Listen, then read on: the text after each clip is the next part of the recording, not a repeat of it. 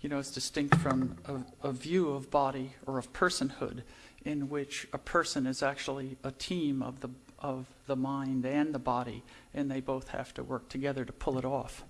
So it's the notion of listen to your body, listen to your pain, which is an entirely different intuition than the intuition of the rationalist ideal. And then there's the issue of the fairy tales. Does anyone really believe that a cracker that has been blessed is Jesus' body? It's obviously not a piece of flesh.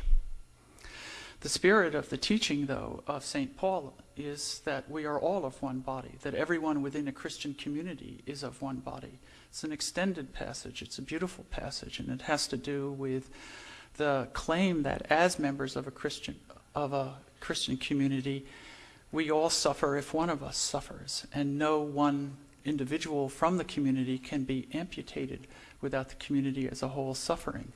That's the sense of the body metaphor runs throughout St. Paul's teaching, and the act of having the cracker and so on is an act of joining in the Christian community and being of one body in that way. So you don't need to suppose that there is some ridiculous irrationality in someone who does go through that ritual and what it implies. Also, there's a great faith in the rational model to yield answers to ethical problems, which I'm personally very suspect of. I've attended meetings at the Stanford Medical School about biotechnology. My observations of bioethicists discussing biotechnology is that they're like lawyers trying to figure out a way for biotech companies to do whatever they want. I can't see any evidence of values which are being developed from a rationalist perspective. Instead, it's a complicated weaving around of different faith groups, all of which are viewed as lobbyists for certain values. And so it's a maneuver. And so I ask you seriously whether or not you really do think that a morality could develop or form within a rationalist context and a completely areligious context. And so they're the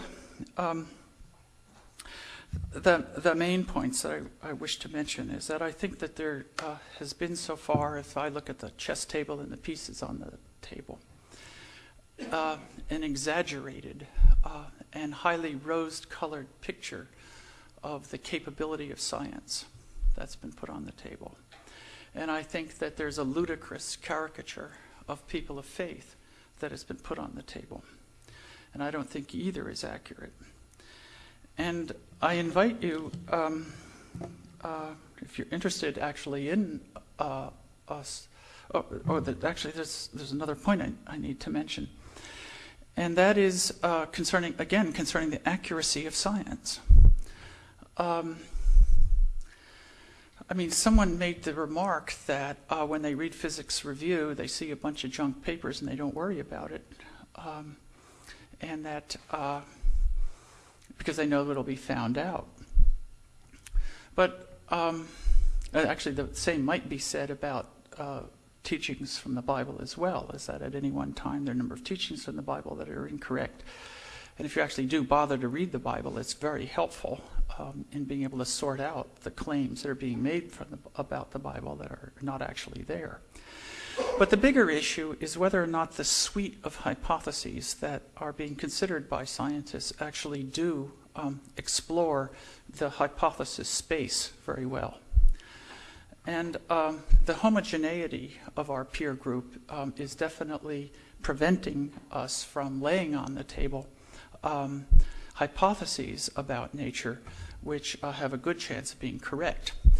Those hypotheses almost invariably involve cooperation rather than competition.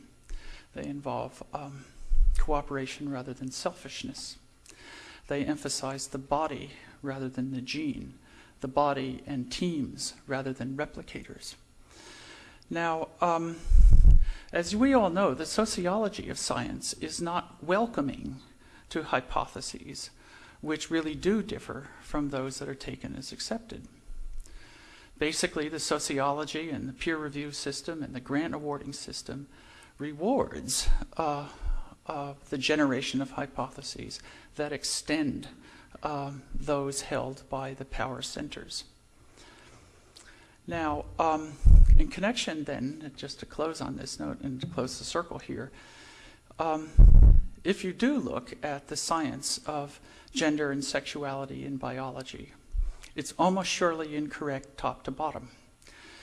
It's a worldview of nature that postulates that gene pools consist of dirty genes, that the objective of males and females, or that males and females originate actually in a state of conflict as sperm and egg fight with each other to see who does most of the work, and in which courtship between males and females amounts to a deception of various sorts.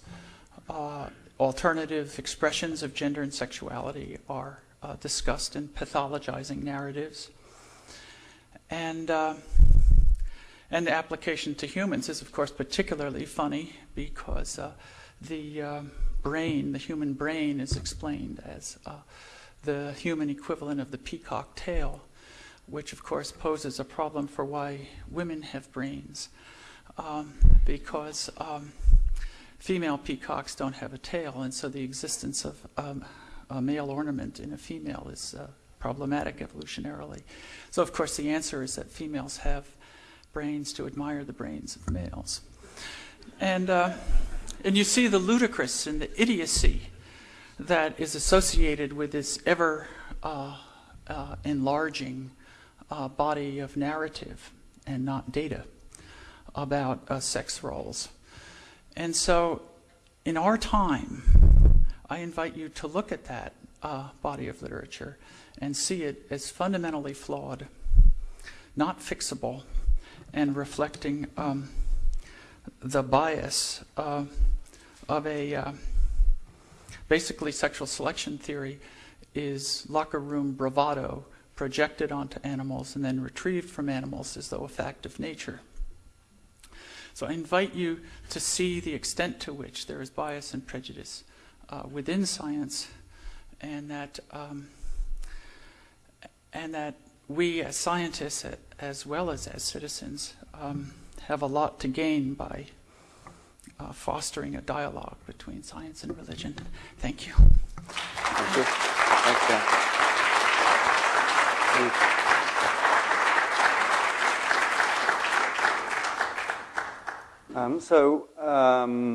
Just picking up on Steve Weinberg's last image of the dear old aunt, and whether she should be retired or whether we're actually going to keep her around for a long time, and the second part of the thing, which is the locker room bravado, I suppose, whether the science is accurate or not.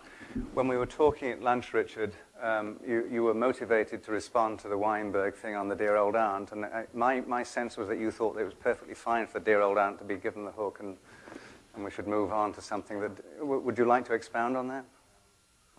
You want me to come on? Yes, it'd be fine.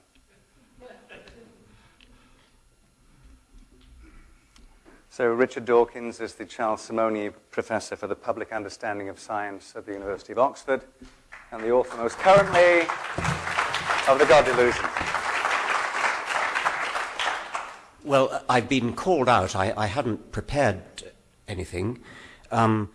Dan Dennett has a phrase, belief in belief. Dan, as you know, is not here because he's been, as was thought, mortally ill, and thank goodness, in his own words, he's pulled through.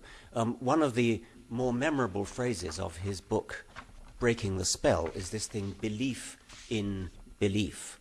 There are many people who don't actually believe in religion, but who believe in belief in religion, in the sense that they they get a nice, warm, fuzzy, glowy feeling when they come across religion. They think it's a good idea for other people to be religious, although, of course, we're much